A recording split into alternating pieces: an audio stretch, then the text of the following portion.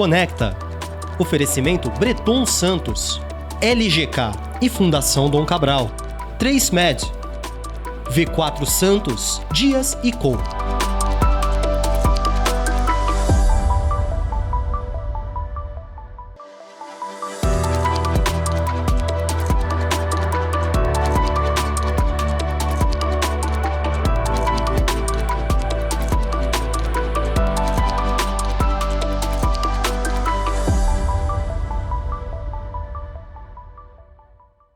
Olá! Começa agora mais um programa Conecta, aqui na TV Cultura Litoral. Essa semana eu recebo aqui no nosso programa o secretário de Governo da cidade de Santos, Fábio Ferraz. Fábio, primeiro é um prazer te receber aqui no Conecta hoje, te agradecer a sua presença e já te perguntar algo que eu escuto desde 2019, quando eu me mudei aqui para Santos, à época como diretor comercial da Blumed, à época você era secretário de saúde da cidade de Santos. E muito se falava da boa gestão que você estava fazendo à frente da pasta e muito a respeito do seu perfil de gestor. Um gestor público muito ligado nos números, nos indicadores, isso reverberou bastante no mercado. Queria que você falasse um pouco como começou a sua carreira pública e de onde vem esse apreço pela gestão. Alegria minha estar aqui com você, Rogério, eu que agradeço a oportunidade de estar aqui. E olha, de fato a gente tem qualificado a nossa colaboração na gestão pública justamente na busca de indicadores, de metas, de resultados, práticas que talvez sejam muito usuais na iniciativa privada, mas que no público ainda não é tão, digamos, utilizado no dia a dia. E o conceito é realmente trazer isso. Confesso que tive uma base sólida e acadêmica nessa área, mestrado na FGV de São Paulo, onde a turma realmente tem lá uma disciplina muito clara, justamente com essa métrica. Vamos lá, gestão por qualidade, busca realmente por indicadores e aí naturalmente por metas, e com a oportunidade que foi dada aí pelo prefeito, então, prefeito Paulo Alexandre Barbosa, a gente começou a trabalhar algo na Prefeitura de Santos, ainda na Secretaria de Gestão e depois na Secretaria de Saúde. Secretaria de Saúde, a meta que foi dada ali pelo prefeito era justamente a gente qualificar a gestão. Então, algumas ações ali talvez importantes foi a gente poder informatizar a secretaria, porque você ter a disparidade de várias localidades, para você ter uma ideia, são 72 prédios que funcionam alguma coisa da saúde na cidade. Então, são vários lugares. Quando você não tem um sistema único, você não fala a mesma língua em todos esses lugares. Então, uniformizamos isso. Então, hoje, todos os prédios estão aí informatizados e utilizando o mesmo sistema. Vou falar de forma aqui clara, né? Sim. Então, você vai, por exemplo, numa UBS. Você foi atendido pelo profissional médico naquela UBS, seu prontuário está lá, como era antigamente. Ficava ali num papel, ficava num envelope pardo, seu prontuário. Quando você voltasse na UBS, pegavam o seu prontuário, davam por número, muito bem.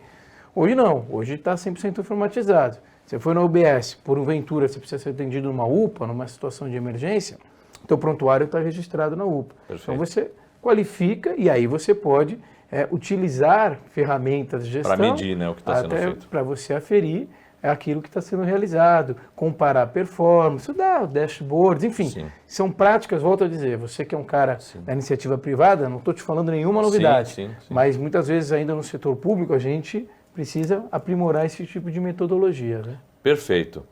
Para você que nos assiste e que tem essa, como qualquer cidadão brasileiro quer ver a política entregando resultado, né, o cidadão espera isso do gestor público, os gestores públicos cada vez mais qualificados, com experiência em gestão, que tenham se qualificado, estudado, assim como o Fábio fez, mestrado na Getúlio Vargas. É algo que se espera muito do gestor público e a gente vem assistindo esse investimento em gestão e a Prefeitura de Santos tem dado um bom exemplo a esse respeito. Fábio, eu estive à frente da Blumed Saúde aqui por um período quase de 4 anos, passamos juntos pelo período de pandemia, né? Acompanhei o teu trabalho de perto na Secretaria da Saúde. Eu acho que um legado muito significativo ficou na sua passagem pela Secretaria de Saúde. Queria que você falasse um pouco dessa estruturação, como você já falou, do sistema, da implantação, mas o que mais foi feito em prol da saúde aqui na cidade de Santos? Olha, eu acho que junto com, de fato, a gente informatizar e ter a busca por indicadores, foi a colaboração através de gestão compartilhada com as organizações sociais. Isso não existia na cidade de Santos. Então, nós tínhamos a gestão 100% sendo realizada pela administração pública clássica, que tem os seus méritos, mas também tem oportunidades a serem aprimoradas. E nós conseguimos trazer entidades do terceiro setor de ponta para colaborar conosco. Então, na prática, o Hospital dos Estivadores, que é, digamos, talvez aí o principal equipamento que nós temos na saúde de Santos. Quem faz a gestão dos estivadores? É o pessoal do Instituto Alemão Oswaldo Cruz.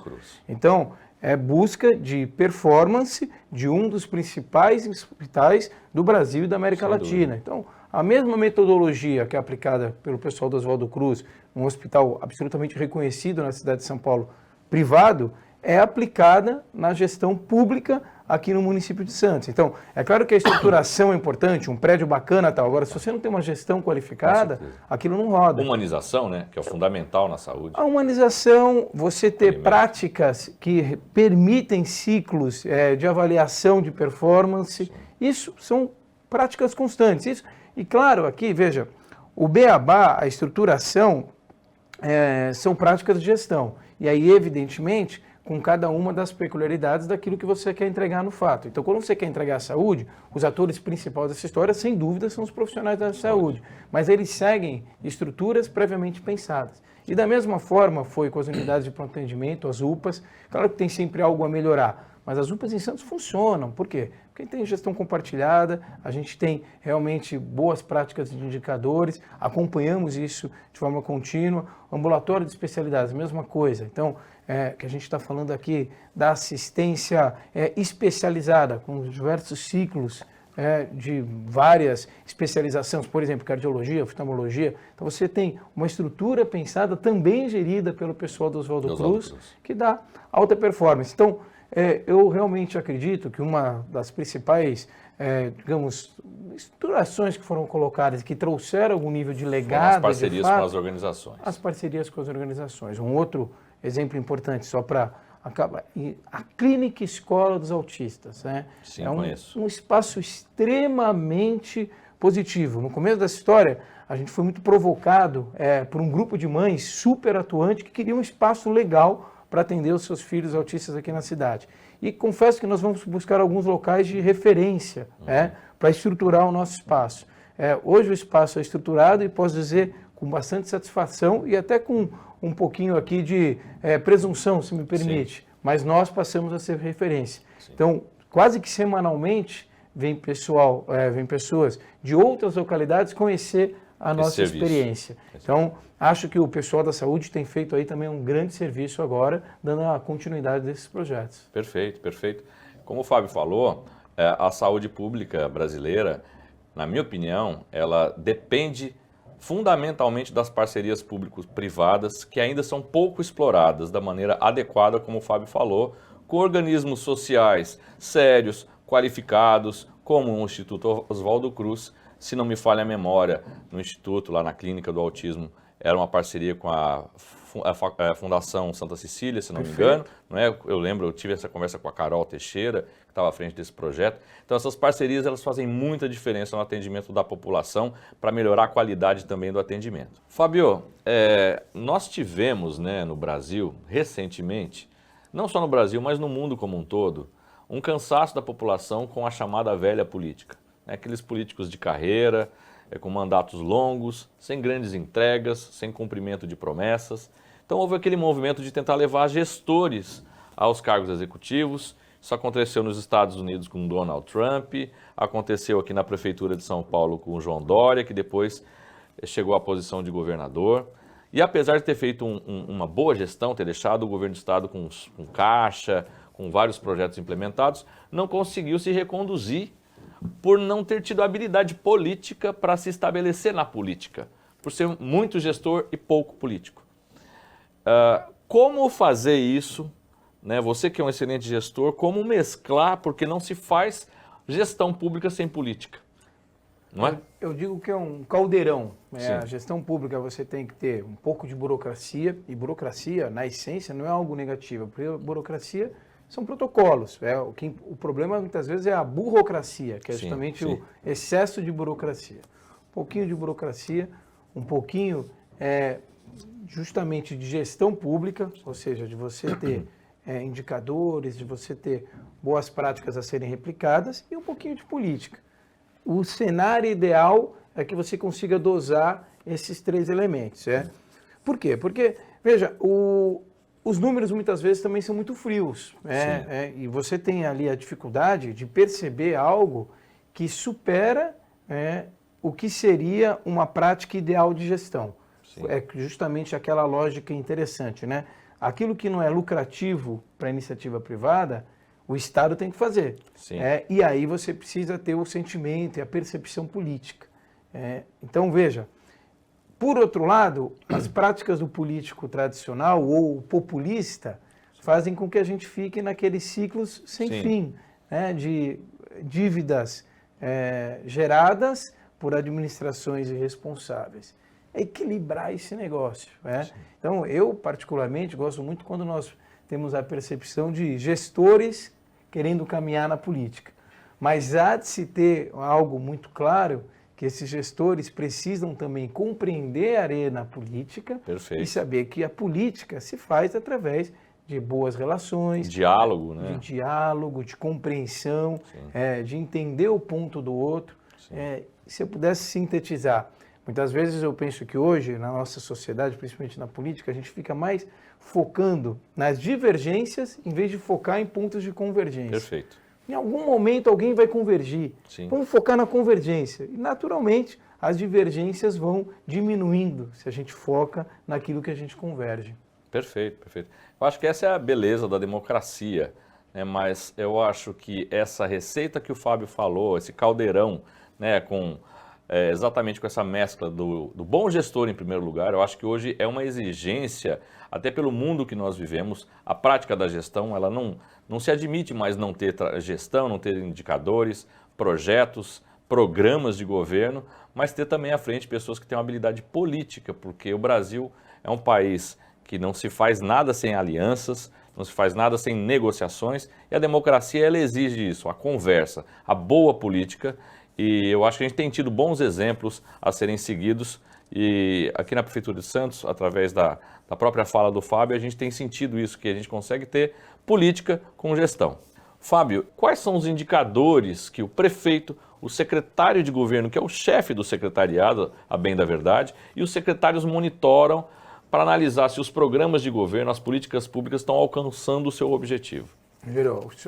O chefe dos secretários é o prefeito. E, acima de tudo, a população. Mas a função do secretário de governo, justamente, é muitas vezes ajudar ali os secretários e a gente poder comungar os mesmos valores, né? Mas nós temos um programa, que inclusive completa 10 anos esse ano, que é o PDR. Eu vou bem rapidinho aqui explicar.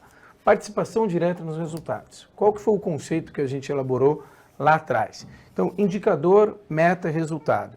Busco os indicadores, que são aquilo que são as buscas das secretarias, tanto no que é a entrega para a população, como também alguns indicadores internos. Gerando economicidade, tem conceitos clássicos de economicidade para todas as secretarias, e aí, para citar alguns exemplos, o mais simples, por exemplo, eu vou aferir consumo de energia elétrica, consumo de água, consumo de telefonia celular, consumo de combustível dos veículos, isso tudo a gente afere e faz comparativos dos anos anteriores. E ali a regra é a seguinte, por que participação direta nos resultados? Se a nota final no ciclo anual for de 0 a 7, não gera bonificação. Se a nota final daquele indicador for de 7 a 9, gera bonificação para os servidores que estão empenhados naquela meta, no importe de 50% do valor do prêmio. Se a nota final for de 9 a 10, 100% do prêmio. O prêmio é 50% do vencimento do cargo. Então, ciclo dezembro, janeiro a gente afere, fevereiro paga o bônus para aqueles que merecem a bonificação. Normalmente a gente tem uma performance final de cerca de 80% das metas, o que eu acho positivo, porque se fosse algo 100%, 95%, a meta fácil. Teria metas fáceis, não desafiadores, né? Então tem o game, né? Sim. Ao mesmo tempo, se a gente tem metas, um resultado final muito baixo, tem que bom, mudar. pera lá, o que está acontecendo? Não estamos rodando, não estamos trabalhando, o que está acontecendo? Então, esse programa, eu acho que realmente tem ajudado muito a administração do município. E a gente, em Santos, você tem algumas ações esparsas em outras localidades super positivas. A gente foi beber da fonte na criação do programa, o pessoal de BH, o pessoal de Recife, o pessoal de Goiânia, mas Santos, até onde a gente sabe, é o único município do Brasil que tem 100% da prática. Ou seja, implantado em todas as secretarias. Todos os nossos servidores têm metas a serem cumpridas. Metas claras, Então, por exemplo, na área da saúde, meta relacionada à vacinação, meta relacionada à entrega de medicamentos, para a gente equilibrar aquilo que seria uma performance ideal. Por exemplo, na área da educação, metas relacionadas ao IDEB, metas relacionadas ao desempenho dos próprios educadores, por exemplo, na relação que eles tenham com a comunidade escolar de forma geral. Então, e metas internas. Então, meta do pessoal da tecnologia. Eu faço um chamado para consertar um computador quebrado. Do dia que foi feito o chamado até consertar o computador do cara. O CLA, que a gente fala disso. Exato. Né? Então, são essas metas, né? São mais de 870 metas hoje que nós temos contratos em geral na prefeitura e todos os servidores contratualizados e buscando seus resultados. Sensacional. Então é o PDR, é o programa que foi criado aqui na Prefeitura de Santos, que monitora todos esses indicadores que o Fábio falou. Ou seja, dá para imputar a gestão, dá para cobrar o servidor e ele pode ser premiado em função da qualidade do serviço prestado por ele. Então, acho que esse é um belo exemplo. Eu sei que existem várias prefeituras, como o Fábio bem mencionou, Goiânia, Belo Horizonte, outras, Recife, com sistemas parecidos, e que essa prática se espalhe por todas as prefeituras do Brasil. É o que o cidadão deseja, não é? Fábio, infelizmente a gente vive um momento de crise no sistema de segurança, né? O Brasil, todo ele está tomado pelo crime organizado de alguma maneira, o crime está enfronhado, estabelecido na sociedade brasileira, não é um atributo só do Brasil, isso não acontece só aqui, e é um drama para a população. E a gente passa por um momento difícil. E apesar de saber que Santos tem uma série de sistemas, né, de controle, a cidade ela é ligada a várias outras cidades, né? A gente tem uma região metropolitana de difícil controle das suas divisas. Como a Prefeitura de Santos tem trabalhado para controlar a segurança da própria cidade com esse desafio todo que existe?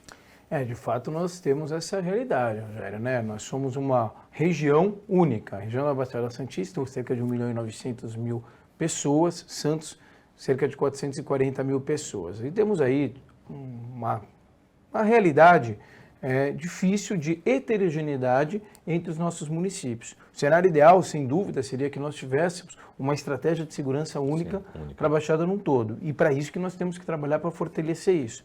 Só que algumas cidades avançaram em alguns temas, outras cidades avançaram um pouco menos. Aqui em Santos, especificamente, nós conseguimos avançar muito na utilização de ferramentas de tecnologia da informação. O nosso CCO, o Centro de Controle Operacional, de fato, sem nenhum tipo de bairrismo, mas é um modelo para outras localidades do Brasil todo e de outros países virem conhecer aquilo que já está rodando aqui em Santos. Então, algumas ferramentas interessantes. Por exemplo, o OCR. Então, nós temos 11 pontos em que estão instalados o OCR, que fazem justamente o que a gente chama de cerca digital na nossa cidade. O que é isso?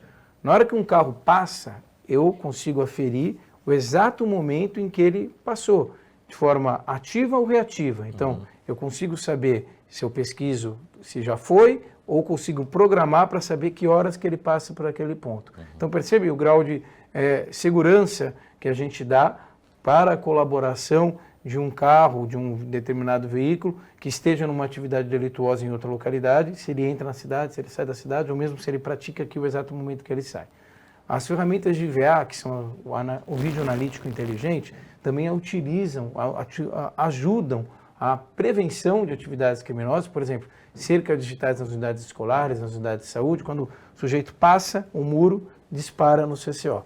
Como também permite que a gente faça desenhos para traçar comportamentos, inclusive no viário. Então, são ferramentas que já funcionam em Santos e ajudam na elucidação de crimes. E, é claro, as próprias câmeras, né? Nós temos 1.767 câmeras hoje em funcionamento na cidade, com um programa de extensão de mais de 1.500 câmeras. Todos os bairros da cidade de Santos, ao menos uma câmera nós temos. Então, é um parque bastante expressivo para o território que nós temos.